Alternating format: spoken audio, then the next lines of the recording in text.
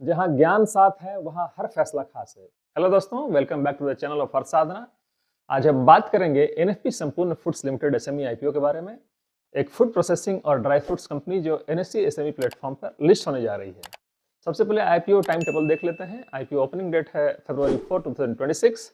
Closing date है फरवरी 6, 2026। Allotment फरवरी 9 को होगा और लिस्टिंग डेट है इनका फरवरी 11, 2026। सबसे पहले कंपनी ओवरव्यू।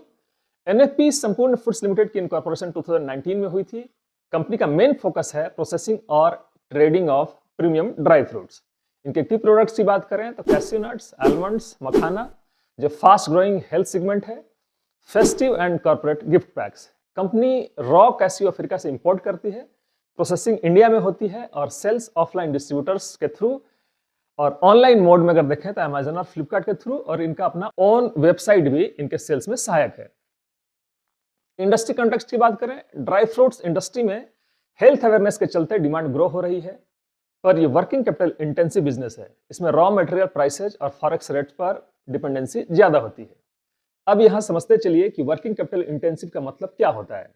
बिजनेस को चलाने के लिए कंपनी को प्रॉफिट आने से पहले ही काफी ज्यादा कैश ब्लॉक करना पड़ता है। ये कैश 3 जगहों पर बेसिकली फंसता है। पहला इन्वेंट्री, दूसरा है रिसीवेबल्स और तीसरा है processing oblique holding period. NFP संपूर्ण फूड्स के केस में भी कंपनी का रॉ मटेरियल इंपोर्ट के लिए पहले पेमेंट करनी पड़ती है, फिर प्रोसेसिंग और स्टोरेज में टाइम लगता है और फाइनली सेल्स क्रेडिट पर होती है। इस पूरे साइकिल में प्रॉफिट पहले बुक होती है लेकिन कैश बाद में आता है। इनका फाइनेंशियल परफॉर्मेंस देख लेते हैं। टॉप लाइन ग्रोथ सबसे पहले फाइनेंशियल ईयर 23 में कंपनी का रेवेन्यू था 16.75 करोड़, 24 में यह बढ़कर हो गया 23.31 करोड़ और 25 में रेवेन्यू और स्ट्रॉन्ग होते हुए 35.76 करोड़ तक पहुंच गया। और नवंबर 2025 तक कंपनी ने ऑलरेडी 36.96 करोड़ का रेवेन्यू रिपोर्ट कर दिया है।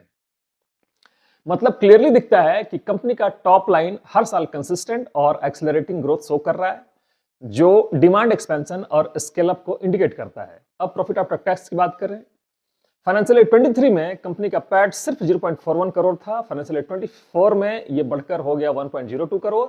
फाइनेंशियल ईयर 25 में पैट और जंप करते हुए 2.67 करोड़ तक पहुंच गया है और नवंबर 2025 तक कंपनी ऑलरेडी 3.49 करोड़ का नेट प्रॉफिट जनरेट कर चुकी है। इससे यह सिग्नल मिलता है कि सिर्फ रेवेन्यू ही नहीं बल्कि प्रॉफिटेबिलिटी भी हर साल स्ट्रक्चरली इंप्रूव हो रही है। Profit scaling versus revenue scaling, थोड़ा सा इसको देखते हैं। यहाँ एक इंपॉर्टेंट ऑब्जर्वेशन ये है कि जैसे जैसे रेवेन्यू ग्रो हो रहा है, प्रॉफिट उससे ज्यादा फास्ट पेस से ग्रो कर रहा है। फाइनेंशियल ईयर 23 से 25 के बीच रेवेन्यू लगभग 2 टाइम्स हुआ है, लेकिन पैट 6 टाइम्स से ज्यादा ग्रो हुआ है। यह होता है ऑपरेटिंग लिवरेज और बेटर कॉस्ट एब्जॉर्प्शन के चलते। अब इनका कंसिस्टेंसी भी थोड़ा देख लेते हैं। फाइनेंशियल ईयर 23, 24, 25 और अप टू नवंबर 2025 तक हर पीरियड में रेवेन्यू ग्रो हुआ है, प्रॉफिट ग्रो हुआ है।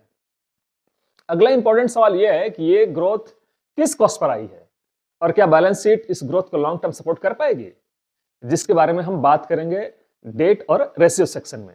की रेशियोज की बात करें, इंपॉर्टेंट रेशियो जिनके हैं, ROE is 28%, return on capital employed is 25%, EBITDA margin की बात करें 18%, पैट मार्जिन इज 9.5%। ये सब नंबर्स हेल्दी लगते हैं, लेकिन एक कंसर्न है डेट इक्विटी, दैट इज 1.6। मतलब कंपनी ग्रोथ के लिए सिग्निफिकेंट लिवरेज यूज कर रही है।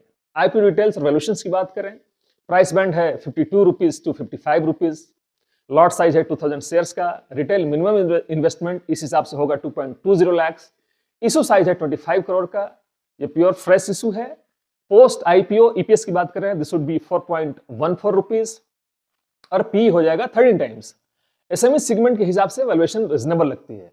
अब ऑब्जेक्ट्स ऑफ द इशू जो सबसे इंपॉर्टेंट पार्ट होता है उसको देख लेते हैं। आईपीओ का पैसा मेनली जाएगा वर्किंग कैपिटल में 7.25 करोड़, डेट रिपेमेंट में 9.50 करोड़ और जनरल कॉर्पोरेट पर्पस के लिए रेस्ट फंड यूज होगा। पॉजिटिव साइन ये है कि प्रोमोटर्स एग्जिट नहीं कर रहे हैं, डेट रिडक्शन पर फोकस है। अब इनका स्ट्रेंथ्स और रिस्क देख लेते हैं एक नजर में। स्ट्रेंथ्स की बात करें, consistent growth, improving margins, healthful demand, reasonable valuation. Risk की बात करें, high debt, import dependency, SME liquidity risk, high retail ticket size और हाई कंपटीशन। इस बिजनेस सेगमेंट में बहुत ही कंपटीशन होता है। यहाँ पे एक इंपॉर्टेंट ऑब्जर्वेशन ये है, इंडिया दुनिया का सबसे बड़ा कैश्यू एक्सपोर्टर है, जिसका ग्लोबल एक्सपोर्ट में 15% से ज्यादा शेयर है। India mainly cashew kernels, cashew kernels का मतलब कैस्यू के अंदर का एडिबल हिस्सा एक्सपोर्ट करता है, जबकि कैस्यू नट सेल लिक्विड का एक्सपोर्ट बहुत लिमिटेड होता है। आरएचपी के हिसाब से कंपनी का प्राइमरी फोकस एक्सपोर्ट नहीं है। कंपनी मेनली डोमेस्टिक मार्केट को सर्व करती है। अगर ये कंपनी एक्सपोर्ट सेगमेंट में भी आती है तो कंपनी के लिए ये एक बहुत अच्छी बात होगी। डायरेक्ट कैस्यू कर्नल्स एक्सपोर्ट का क्लियर डिस्क्लोजर आरएचपी में नहीं दिया गया है, इसलिए एज्यूम करना गलत होगा कि कंपनी एक्सपोर्ट ओरिएंटेड है। लिस्टेड पीयर्स का कंपैरिजन में एनएफपी संपूर्ण फूड्स लिमिटेड का रेवेन्यू स्केल रिलेटिवली स्मॉलर है, लेकिन प्रॉफिटेबिलिटी रेशियोज पीयर्स के साथ रीजनेबली अलाइंड है। फाइनेंशियल ईयर 25 के लिए कंपनी का ईपीएस 4.31 रुपीज और रिटर्न ऑन नेटवर्थ इज 29.65% रहा, जो इफिशिएंट कैपिटल यूटिलाइजेशन को इंडिकेट करता है। इशू प्राइस पर वैल्यूएशंस पीयर्स के रेंज में अपीयर होती है, कंसीडरिंग कंपनी का करंट स्केल और ग्रोथ फेज। ओवरऑल देखा जाए तो एनएफपी संपूर्ण फूड्स आईपीओ एक फंडामेंटली ग्रोइंग एसएमई कंपनी है। यह IPO cash surplus, long term horizon, high risk appetite वालों के लिए कंसीडर किया जा सकता है। लिस्टिंग गेन्स या शॉर्ट टर्म ट्रेड्स के लिए ये मेरे हिसाब से सुटेबल नहीं है। मित्रों, ये वीडियो सिर्फ एजुकेशनल पर्पस के लिए है। ये किसी भी रूप में आपको इस आईपीओ को स्किप या अप्लाई करने का रिकमेंडेशन नहीं देती है। एसएमई आईपीओ हाई रिस्क और लो लिक्विडिटी के साथ आते हैं। इन्वेस्ट करने से पहले अपने सभी रजिस्टर्ड एडवाइजर से सलाह लेना बिल्कुल ना भूलें।